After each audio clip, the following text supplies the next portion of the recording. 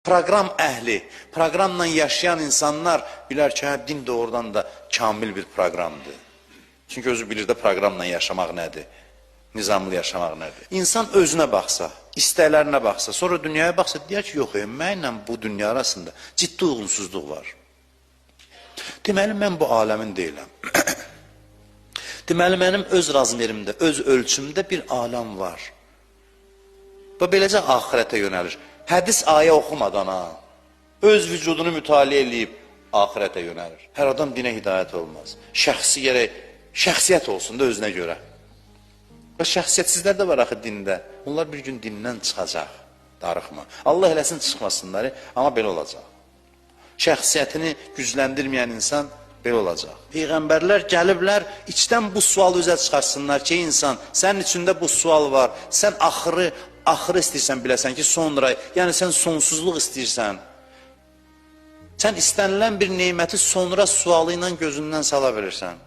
Elə bir hədəfə ehtiyac var ki, o olmasa cənnət adamın gözündən düşür. Elə bir hədəfə ehtiyac var ki, cəhənnəm də onun olmadığına görə acıdır. Cəhənnəm ondan ayrılıq yeridir deyə acıdır.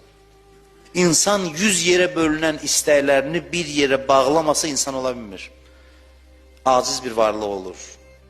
İnsanın bütün istəkləri bir istək olsa, bir hədəf üçün olsa, bu olur aşiq. Fikri, zikri bir kəs.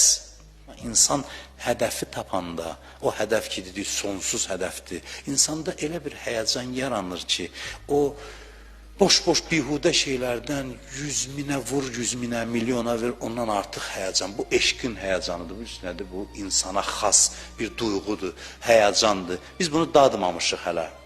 Biz sevgi dediyimiz şeylər, o səthi şeylərdir. İnsanın ölçüsündə olan sevgi vücudunu elə titrədir ki, elə həyəcan verir ki, heç nə insanı da cəlb eləmir ondan sonra. Əleyhissalam buyurur ki, Allah eşqi bir oddur. Hər şey daxil olsa özündən başqa hər şeyi yandırır. Bütöv qəlbi tutur. Başqa şeyə yer qoymur. Başqa şeyə yer qoymur. Onda biz cəmaatı istəmirik, balamızı, həyat yoldaşımızı, ailəmizi, dostumuzu, atamızı, anamızı istəmirik. Xeyr, istəyirsiniz onun istəyinə, onun sevgisi ilə hər şey istəyirsiniz. Onun sevgisi ilə. Sevgi onun sevgisidir, onun istəyidir. O istəyi paylaşdırırsınız varlıqlar arasında. Günah nə zaman anlam kəsb eləyir? Günah nə deməkdir? Günah, bax, o hədəf ki danışdılar, o hədəfdən adamı yayındıran şeyə günah deyirlər. Adam günahın pisliyini o zaman başa düşür ki, bu aləmə daxil olur.